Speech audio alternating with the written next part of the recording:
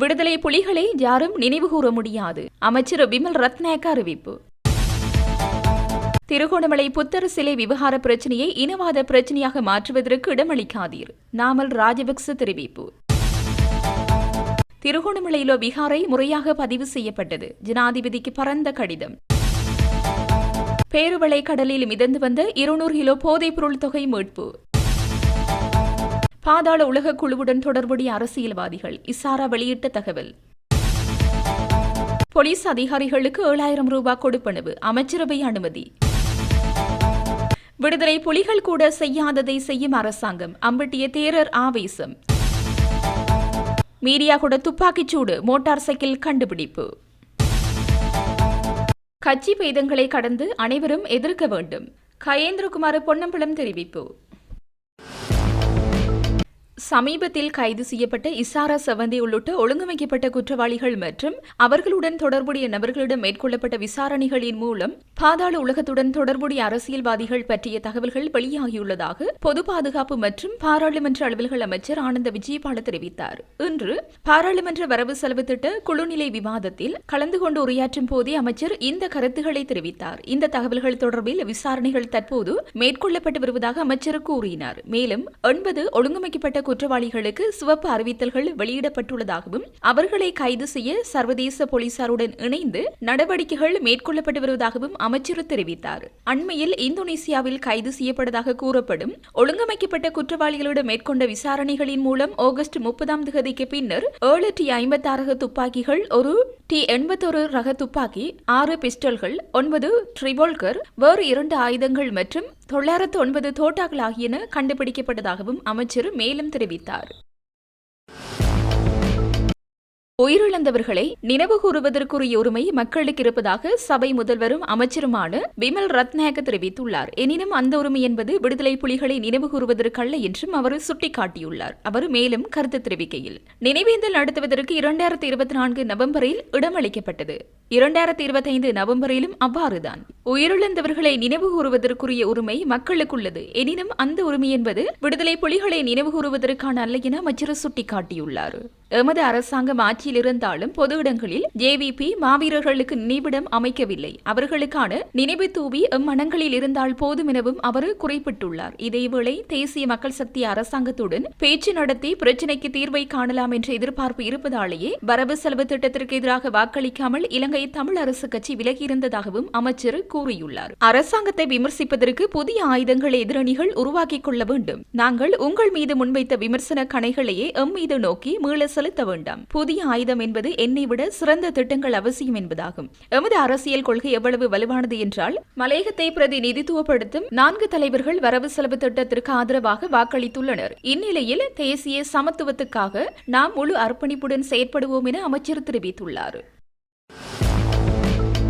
இனக்குரோதத்தை தூண்டும் வகையில் பொது பாதுகாப்பு அமைச்சரது உத்தரவில் சட்டவிரோத புத்தர் சிலை திருகோணமலையில் நிறுவப்பட்டமையை கண்டித்து அனைத்து தரப்புகளும் கட்சி பேதங்களை கடந்து எதிர்க்க வேண்டும் என பாராளுமன்ற உறுப்பினரும் தமிழ் தேசிய மக்கள் முன்னணியின் தலைவருமான கஜேந்திரகுமார் பொன்னம்பலம் தெரிவித்தார். ஊடகங்களுக்கு கருத்து தெரிவிக்கும் போதே மேற்கண்டவாறு தெரிவித்தார். இது தொடர்பில் அவர் மேலும் தெரிவிக்கையில், அனைவருக்கும் வணக்கம். இன்றைக்கு பாராளுமன்றத்தில் நடைபெற்ற நீதி அமைச்சுகளே நடைபெற்ற விவாதத்தின் பொழுது பொது பாதுகாப்பு அமைச்சர் ஆனந்த விஜயபால நேற்றைய தினம் போலீசார் திருகோணமலையில் அகற்றப்பட்ட சட்டவிரோத புத்தவிகாரை கட்டுவதற்கான புத்த சிலையை திருவண்ணாமலை கடற்பரப்பிலே வைக்கப்பட்ட அந்த செயல்பாடுகளுக்கு எதிராக மேற்கொண்ட நடவடிக்கைகளை தலைகீழாக மாற்றி இன்றைக்கு காலையிலே ஆனந்த விஜயபால அமைச்சர் போலீசாரிடம் உத்தரவு விட்டு அந்த புத்தவிகாரையை தொடர்ந்து கட்டுவதற்கும் அந்த புத்த சிலையை சட்டவிரோதமாக வைக்கப்பட்டதை தொடர்ந்தும் அதை அந்த சட்டவிரோத செயலை தொடருவதற்கும் அனுமதி வழங்கியதாக பாராளுமன்றத்திலே கூறியிருந்தார். இந்த செயல் தெளிவாக இந்த தேசிய மக்கள் சக்தி அரசாங்கம் அவர்களே குறிப்பிடுகின்ற இதுக்கு முதல் கடந்த 76 வருஷமாக ஆட்சியில் இருந்த தமிழ் மக்களுக்கு எதிராக செயல்பட்ட இனவாத அரசாங்கங்களுடைய செயல்பாடுகள் போலேயே தேசிய மக்கள் சக்தியும் செயல்படுகின்றது என்பதை நிரூபித்திருக்கின்றது. ஆகவே தமிழ் மக்களை பொறுத்தவரையிலே இந்த சட்டவிரோத செயல்பாடுகள் தேசிய மக்கள் சக்திக்கு கீழேயும் மக்கள் பெரிய அளவில் கடந்த 76 வருஷமாக இந்த இலங்கை தீவிலே முன்னெடுக்கப்பட்ட இனவாத மற்றும் ஊழல் மோசடிகள் போன்ற செயல்பாடுகள் அனைத்தையும் மாற்றி அமைத்து ஒரு அரசியல் கலாச்சார மாற்றத்தை ஏற்படுத்தவும் என்ற ஆணை வழங்கினாலும் தேசிய மக்கள் சக்தி மக்கள் மட்டத்திலே வெல்லுவதற்கு அவர்கள் அவ்வகையான ஒரு அடிப்படை மாற்றத்தை ஏற்படுத்துவார்கள் என்று குறிப்பிட்டு ஆணையை பெற்றிருந்தாலும் கூட அவர்கள் கடந்த 76 வருஷமாக மாறி வந்த ஒவ்வொரு அரசாங்கம் நடந்து கொண்ட போன்றதை இவர்களும் ஒரு இனவாத கோணத்தில் நடந்து கொள்ளப் போகிறார்கள் என்பதை இந்தியாவின் செயல்பாடுகளை மீண்டும் மீண்டும் அவர்கள் உறுதிப்படுத்தியிருக்கிறார்கள். இதுக்கு முதல் தையட்டியிலே மிக தெளிவாக ஒரு சட்டவிரோத விகாரை கட்டப்பட்ட பொழுது அதை உடனடியாக அகட்டாமல் அதையும் படிப்படியாக அதால் பாதிக்கப்பட்ட பொதுமக்களுக்கு எதிரான செயல்பாடுகளை முன்னெடுப்பதற்கு அவர்கள் வடமாகாண ஆளுநர் ஊடாக செயல்படுவதற்கு முயற்சித்து அதெல்லாம் தோல்வி அடைந்திருக்கின்ற ஒரு இடத்துல அவர்கள் அதிலே மௌனம் காக்கிறார்கள். இன்றைக்கு திருகோணமலையிலே சட்டவிரோதமான செயல்பாடுகளை தெரிஞ்சு கொண்டு இறுதியில் தங்களுடைய இனவாத சிங்கள பேரினவாத உள் போக்கை வெளிப்படுத்துகின்ற வகையிலே அந்த செயல்பாடுகளை ஆமோதிக்கிற வகையிலே அவர்கள் நேற்று எடுத்த அவர்களுடைய முடிவை மாற்றி அமைச்சு இன்றைக்கு பேரினவாதத்தை அவர்கள் மீண்டும் ஸ்தாபித்திருக்கின்றார்கள். ஆகவே இன்றைக்கு தமிழ் மக்கள் மட்டுமல்ல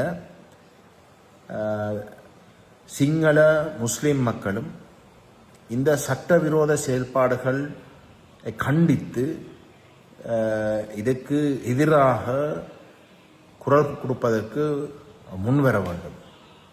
அதேபோன்று அனைத்து தமிழ் மக்களும் கட்சி பேதங்களுக்கு அப்பால இந்த மோசமான மக்கள் வழங்கின அமோக ஆணைக்கு எதிராக செயல்படுகின்ற தேசிய மக்கள் சக்திக்கு எதிராகவும் அதேபோன்று இந்த இனவாத செயல்பாடுகளுக்கு எதிராகவும் குரல் கொடுப்பதற்கு முன்வர வேண்டும் என்று நாங்கள் கேட்டுக்கொள்கின்றோம்.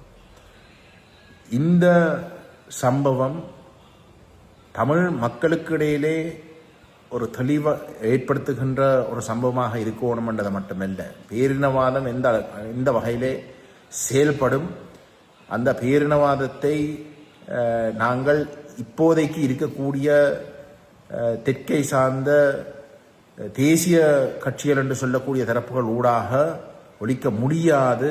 அது நேரடியாக மக்களுடைய பங்களிப்பு இல்லாமல் ஏற்கனவே இருக்கக்கூடிய கட்சிகளை வைத்துக் கொண்டு அதை முறிக்க முடியாதென்றது தெளிவுபடுத்துகின்ற ஒரு நிலைமை உருவாகி இருக்கின்ற ஒரு இடத்திலே சரியாக சிந்திக்கக்கூடிய இனவாதத்தை நிராகரிக்கக்கூடிய அனைத்து மக்களும் அணிதிரண்டு இந்த செயல்பாடுகளுக்கு முடிவு கட்டணும் என்று நாங்கள் உரிமையோடு கேட்டுக்கொள்ள விரும்புகின்றோம்.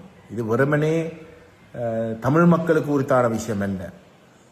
இது சிங்கள முஸ்லிம் மக்களும் தங்களோட மனசாட்சியை தொட்டு செயல்பட வேண்டிய ஒரு தருணம். அந்த வகையிலே அனைத்து மக்களும் ஒருங்கிணைந்து செயல்படுவதற்கு இந்த மோசமான இனவாத செயல்பாடுகளுக்கு முற்றுப்புள்ளி வைக்கின்ற வகையிலே அணிதிரள வேணும் என்று நாங்கள் உரிமையோடு கேட்டுக்கொள்ள விரும்புகின்றோம். அந்த வகையிலே வருகின்ற ஒரு சில நாட்களுக்குள்ளே அனைத்து தரப்பினரும் ஒரு ஒருங்கிணைக்கப்பட்ட ஒரு செயல் வடிவத்தை கொடுக்கக்கூடிய ஒரு வேலை திட்டத்துக்கு நாங்கள் இணங்க வேண்டும் என்றும் நான் கேட்டுக்கொள்ள விரும்புகின்றேன். பேருவளை கடற்கரையிலிருந்து சுமார் 2.5 கடல் மைல் தொலைவில் கடலில் மிதந்து வந்த 2 பொதிகள் மீட்கப்பட்டுள்ளன. இந்த பொதிகள் ஒவ்வொன்றும் சுமார் 100 கிலோகிராம் எடையுடையவென தெரிவிக்கப்படுகிறது. மேல் மாகாண வடக்கு குற்றப்பிரிவு மற்றும் இலங்கை கடற்படையினர் இணைந்து மேற்கொண்ட கூட்டு நடவடிக்கையின் போது இந்த பொதிகள் மீட்கப்பட்டன. மீட்கப்பட்ட இந்த பொதிகளில் சந்தேகத்திற்கிடமான போதைப் பொருட்கள் இருப்பதாக சந்தேகிக்கப்படுகிறது. இவை கடலில் மிதந்த நிலையில் கண்டெடுக்கப்பட்டதால் கடல் மார்க்கமாக போதைப் பொருள் கடத்தல் முயற்சியொன்று தோல்வியடைந்திருக்கலாம் என அதிகாரிகள் சந்தேகிக்கின்றனர். இது தொடர்பான மேலதிக விசாரணைகளை போலீசார் தீவிரமாக மேற்கொண்டு வருகின்றனர்.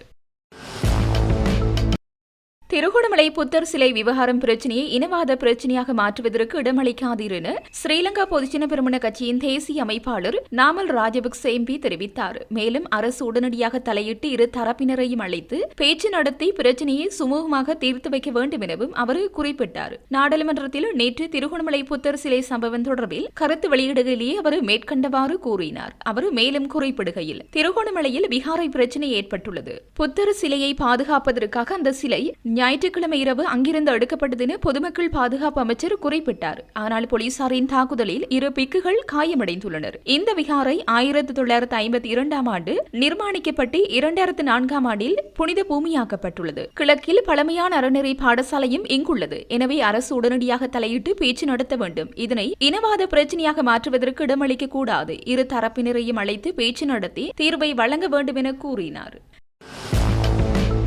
போலீஸ் அதிகாரிகளுக்காக 7000 ரூபாய் கொடுப்பனவு வழங்குவதற்கு அமைச்சரவையின் அனுமதி கிடைத்துள்ளதாக பொது பாதுகாப்பு மற்றும் பாராளுமன்ற அலுவல்கள் அமைச்சர் ஆனந்த விஜயபால தெரிவித்தார். பாராளுமன்ற வரவு செலவு திட்ட குளநிலை விவாதத்தில் கலந்து கொண்டு உரையாற்றும் போதே அமைச்சர் இந்த கொடுப்பனவு எதிர்வரும் மாதத்திலிருந்து வழங்கப்படும் என்றும் தெரிவித்தார். இந்த கொடுப்பனவு போலீஸ் அதிகாரிகளின் சீருடை மற்றும் பாதணிகளுக்காக வழங்கப்பட்டுள்ளதாகவும் அவர் மேலும் தெரிவித்தார். அவர் மேலும் தெரிவிக்கையில், போலீஸ் அதிகாரிகளின் சீருடை மற்றும் பாதணிகளுக்காக அந்த கொடுப்பனவை வழங்குவதற்கு நேற்று அமைச்சரவை தீர்மானம் எடுத்தது. அதன்படி ஒவ்வொரு போலீஸ் அதிகாரிக்கும் ரூபாய் 7000 கொடுப்பனவு வழங்க தீர்மானிக்கப்பட்டுள்ளது. அதற்காக 2025ஆம் ஆண்டிற்காக 1100 மில்லியன் ஒதுக்கீடு செய்யப்பட்டுள்ளது. அந்த கொடுப்பனவு எதிர்வரும் மாதமே அந்த அதிகாரிகளுக்கு வழங்கப்படும். அத்துடன் அதிகாரிகளின் விளையாட்டு பாதணிகள் மற்றும் உடைகளுக்காகவும் கொடுப்பனவு ஒன்றை அதிகாரிகளுக்கு வழங்க அமைச்சரவை தீர்மானம் எடுத்துள்ளது. அடுத்த வாரமே அதற்கான அனுமதியை பெற்றுக்கொள்ள முடியும் என நம்புகிறோம் என தெரிவித்தார். அன்று போரின் போது விடுதலை புலிகளால் செய்ய முடியாதது இன்று தற்போதைய அரசாங்கத்தின் கீழ் நடப்பதாக அம்பட்டிய சுமனரத்ன தேரர் தெரிவித்துள்ளார். திருகோணமலையில் சட்டவிரோதமாக நிறுவப்படுவதாக கூறப்படும் பௌத்த மதஸ்தலத்திலிருந்து புத்தர் சிலை அகற்றப்பட்டது குறித்து நடத்தப்பட்ட ஊடகவியலாளர் சந்திப்பின் போதே அவர் மேற்கண்டவாறு குறிப்பிட்டுள்ளார். ஈழத்தை நிறுவுவதன் மூலம் புலம்பெயர்ந்தோர் செய்ய விரும்புவதை செய்ய ஒரு அரசாங்கம் தற்போது ஆட்சியில் இருப்பதாகவும் தேரர் குற்றம் சாட்டியுள்ளார். தர்ம லட்சணியுடைய புத்தர் சிலையை காவல்துறையினர் அவ்வாறு எடுத்துச் சென்றது அம்பட்டிய தேரருக்கு அல்லது ஒரு விகாரைக்கான பிரச்சனையோ அல்ல என்று தெரிவித்த அவர், இது முழு நாட்டின் பௌத்தத்தின் மீதான தாக்குதல் என்றும் கூறியுள்ளார். இந்த நிலையில் அரசாங்கம் பௌத்த மதத்தை பாதுகாப்பதாக உறுதிமொழி அளிக்கும் வரை எந்த அரசாங்க தலைவர்களையும் விகாரைகளுக்கு அழைத்து வந்து ஆசி பெற வேண்டாம் என்று சங்க உத்தரவை பிறப்பிக்குமாறு மகாநாயக்க தேரர்களிடம் அம்பட்டிய சுமனரத்ன தேரர் கோரிக்கை விடுத்துள்ளார். அப்போது தாங்கள் விடுதலை புலிகளால் தாக்கப்பட்டதாகவும் இன்று தற்போதைய அரசாங்கத்தின் கீழ் பாதுகாப்பு படையினரால் தாக்கப்படுவதாக அச்சமின்றி நாட்டிற்கு அறிவிப்பதாகவும் அவர் கூறியுள்ளார். அதன்படி இந்த பிரச்சனையை உடனடியாக நிறுத்தாவிட்டால் நாளை வீதிகளில் இறங்குவோம் என்றும் தேரர் எச்சரிக்கை விடுத்துள்ளார். மீடியா கூட கிரகலவல சந்தையில் உள்ள உணவகம் ஒன்றுக்கு அருகில் இடம்பெற்ற துப்பாக்கிச் சூட்டுக்கு வந்ததாக சந்தேகிக்கப்படும் மோட்டார் சைக்கிளை பத்தேகம போலீசார் கண்டுபிடித்துள்ளனர். பத்தேகம போலீசாருக்கு கிடைத்த தகவலுக்கு அமைய படப்புல பத்தேகம வீதியில் அம்பேகம அம்பலத்திற்கு அருகில் கைவிடப்பட்டிருந்த குறித்த மோட்டார் சைக்கிள் கண்டுபிடிக்கப்பட்டதாக தெரிவிக்கப்படுகிறது. துப்பாக்கிச்சூடு நடத்தியவர்கள் மீடியா கூட அழுத்வல ஊடாக பத்தேகம நோக்கி பயணிக்கும் போது மோட்டார் சைக்கிளை வழியில் விட்டு சென்றிருக்கலாம் என போலீசார் சந்தேகிப்பதாக தெரிவிக்கப்படுகிறது. இந்த துப்பாக்கிச்சூட்டு சம்பவம் தொடர்பில் விசாரணைகளை மேற்கொள்ள 3 போலீஸ் குழுக்கள் நியமிக்கப்பட்டுள்ளன. மீடியா கூட போலீஸ் நிலைய பொறுப்பதிகாரியின் தலைமையில் சம்பந்தப்பட்ட விசாரணைகள் ஆரம்பிக்கப்பட்டுள்ளதாக போலீஸ் ஊடக பேச்சாளரும் உதவி போலீஸ் அத்தியட்சருமான எப்ஜு வுட்லர் தெரிவித்தார். மோட்டார் சைக்கிளில் வந்த அடையாளம் தெரியாத இருவர் உணவகத்தின் காசாளராக கடமையாற்றிய பெண் மீது இவ்வாறு துப்பாக்கிச்சூடு நடத்தியதாக போலீசார் தெரிவித்தனர். துப்பாக்கிச்சூட்டில் காயமடைந்த அப்பெண் பலப்பட்டிய வைத்தியசாலையில் அனுமதிக்கப்பட்டதன் பின்னர் உயிரிழந்தார். உயிரிழந்தவர் மேடியாகுட பிரதேசத்தைச் சேர்ந்த 48 வயதுடைய பெண் என போலீசார் தெரிவித்தனர். துப்பாக்கிச்சூட்டுக்காக பிஸ்டல் வகை துப்பாக்கி பயன்படுத்தப்பட்டதாக போலீசார் சந்தேகிப்பதுடன் 2 ஒழுங்கமைக்கப்பட்ட குற்ற குழுக்களுக்கு இடையிலான மோதலின் விளைவாகவே இந்த துப்பாக்கிச்சூடு இடம்பெற்றுள்ளதாக தெரிய வந்துள்ளது. வெளிமடை போரளந்து கந்தே புகழ்புல பிரதேசத்தில் வெள்ளத்தில் சிக்கி அடித்துச் செல்லப்பட்ட காணாமல் போயிருந்த ஆணியின் சடலமும் தற்போது மீட்கப்பட்டுள்ளது. நேற்று மாலை வெளிமடை பிரதேச செயலாளர் பிரிவில் பெய்த அதிக மழை காரணமாக ஏற்பட்ட வெள்ளப்பெருக்கில் சிக்கி தம்பதியினர் காணாமல் போயிருந்தனர். நேற்றிரவு முழுவதும் பிரதேசவாசிகளால் இந்த தம்பதியினரை தேடும் பணிகள் மேற்கொள்ளப்பட்ட போது மனைவியின் சடலம் முதலில் மீட்கப்பட்டது. தற்போது காணாமல் போயிருந்த கணவரின் சடலமும் மீட்கப்பட்டுள்ளது. இவ்வாறு உயிரிழந்தவர்கள் 32 வயதுடைய மனைவியும் 37 வயதுடைய அவரது கணவரும் ஆவர். அமைச்சராக தாம் செயற்பட்ட காலப்பகுதியில் முறையற்ற வகையில் சொத்துக்களை சேகரித்ததாக சுமத்தப்பட்டுள்ள குற்றச்சாட்டுகளை முன்னாள் அமைச்சர் மேவின் சில்வா மறுதளித்துள்ளார். கையூட்டல் ஒழிப்பு விசாரணை ஆணைக்குழுவினால் தாக்கல் செய்யப்பட்டுள்ள குறித்த சம்பவம் தொடர்பான வழக்கு கொழும்பு மேல் நீதிமன்றத்தில் நீதிபதி முகமது மிகால் முன்னிலையில் நேற்று எடுத்துக் கொள்ளப்பட்டது. இதன்போது தம்மீதான குற்றச்சாட்டுகளை மறுதளிப்பதாக சட்டத்திறனியூடாக முன்னாள் அமைச்சர் மேவின் சில்வா குறிப்பிட்டுள்ளார். எனினும் மேவின் சில்வாவிடம் பெற்றுக் கொள்ளப்பட்ட வரவு செலவு தொடர்பான சத்திய கடதாசியின் அடிப்படையிலேயே இந்த வழக்கு தாக்கல் செய்யப்பட்டுள்ளதாக கையூட்டல் ஒழிப்பு விசாரணை ஆணைக்குழுவின் உதவி பணிப்பாளர் மன்றுக்கு அறிவித்தார். வழக்கு தாக்கல் செய்வதற்கு முன்னர் முன்னாள் அமைச்சரிடம் குற்றச்சாட்டு தொடர்பில் அறிவித்து ஆட்சேபனைகள் இருப்பின் அவற்றை தெரிவிக்குமாறு கோரப்பட்டிருந்ததாகவும் அவர் குறிப்பிட்டுள்ளார். எனினும் முன்னாள் அமைச்சரிடமிருந்து பெறப்பட்ட வரவு செலவு அறிக்கையின் அடிப்படையில் குற்றச்சாட்டுகளை முன்வைப்பதற்கான ஆதாரங்கள் சந்தேகத்திற்கு இடமின்றி அவதானிக்கப்பட்டமை அடுத்தே இந்த வழக்கு தொடரப்பட்டதாகவும் கையூட்டல் ஒழிப்பு விசாரணை ஆணைக்குழுவின் உதவி பணிப்பாளர் மன்றில் குறிப்பிட்டார். 2010ஆம் ஆண்டு காலப்பகுதியில் தமது வருமானத்தை விட 150 மில்லியன் ரூபாய் பெறுமதியான சொத்துக்களை முறையற்ற வகையில் சேகரித்தமை தொடர்பிலேயே அவருக்கு எதிராக குற்றச்சாட்டு முன்வைக்கப்பட்டுள்ளது. திருகோணமலையில் புத்தர் சிலை அகற்றப்பட்டமை குறித்து இலங்கை அமரபுர மகா நிகாபின் மகாநாயக்க தேரரான கரகுட உயன்குட மைத்ரி மூர்த்தி தேரர் ஜனாதிபதிக்கு கடிதம் ஒன்றை அனுப்பியுள்ளார். 1951ஆம் ஆண்டு முதல் இயங்கி வரும் பௌத்த விகாரங்கள் திணைக்களத்தின் கீழ் பதிவு செய்யப்பட்டதும் 2014ஆம் ஆண்டு ஜனாதிபதி வழங்கிய காணி உறுதிப்பத்திரம் மூலம் உரிமை உறுதிப்படுத்தப்பட்டதுமான ஒரு சட்டப்பூர்வ விகாரைக்கு எதிராக சில அச்சுறுத்தல்கள் விடுக்கப்பட்டிருப்பதாக அதில் குறிப்பிடப்பட்டுள்ளது. இந்த அச்சுறுத்தலுக்கு நேற்று போலீசாரால் பிக்குகள் தாக்கப்பட்டமைக்கு வன்மையாக கண்டனம் தெரிவிப்பதாகவும் அந்த கடிதத்தில் தெரிவிக்கப்பட்டுள்ளது. பிரதான பிக்கு தாக்கப்பட்டதில் வைத்தியசாலையில் அனுமதிக்கப்பட்டதாகவும் போலீசின் இந்த செயல் அரசியலமைப்பின் 9வது சரத்தை அப்பட்டமாக மீறிய செயல் என்றும் அவர் சுட்டிக்காட்டியுள்ளார். எனவே போலீசின் சட்டவிரோத நடவடிக்கை குறித்து ஜனாதிபதி உடனடியாக விசாரணை மேற்கொள்வதுடன் குறித்த கட்டடத்தை அகற்ற வேண்டாம் என்றும் விகாரை மற்றும் பிக்குகளின் பாதுகாப்பை உறுதி செய்ய உடனடி நடவடிக்கை எடுக்குமாறும் மகாநாயக்க தேரர் கோரிக்கை விடுத்துள்ளார். பதுளை மாவட்ட பாராளுமன்ற உறுப்பினர் சாமரசம்ப தசநாயக்கவுக்கு எதிரான ஊழல் வழக்கு எதிர்வரும் ஜனவரி மாதம் 20ஆம் தேதி மீண்டும் விசாரணைக்கு எடுத்துக் கொள்ளப்படும் என கொழும்பு பிரதான நீதவான் அசங்க எஸ்போதர்கம இன்று உத்தரவிட்டுள்ளார். 2016ஆம் ஆண்டில் ஊவா மாகாண முதலமைச்சராக சாமரசம்ப தசநாயக்க கடமையாற்றிய போது பாடசாலை மாணவர்களுக்கு புத்தகப்பை வழங்குவதற்காக ஊவா மாகாண சபைக்கு சொந்தமான 6 வங்கிக் கணக்குகளில் நிலையான வைப்புகளை முதிர்வு காலம் முடிவடைவதற்கு முன்னர் பெற்றுக் கொண்டதால் அரசாங்கத்திற்கு 173 லட்சம் ரூபாய் நஷ்டம் ஏற்பட்டதாக சாமரசம்ப தசநாயக்கவுக்கு எதிராக வழக்கு தாக்கல் செய்யப்பட்டது. இந்த வழக்கு இன்று கொழும்பு நீதவான் நீதிமன்றத்தில் விசாரணைக்கு எடுத்துக் கொள்ளப்பட்ட போதே இந்த உத்தரவு பிறப்பிக்கப்பட்டுள்ளது. இதன்போது பாராளுமன்ற உறுப்பினர் சாமரசம்ப தசநாயக்க கொழும்பு நீதவான் நீதிமன்றத்தில் முன்னிலையாக இருந்தமை குறிப்பிடத்தக்கது. கட்டுநாயக்க விமான நிலையத்தில் பயணிகளால் விட்டுச் செல்லப்பட்ட பொதிகளிலிருந்து போதைப்பொருள் தொகையொன்று கைப்பற்றப்பட்டுள்ளது.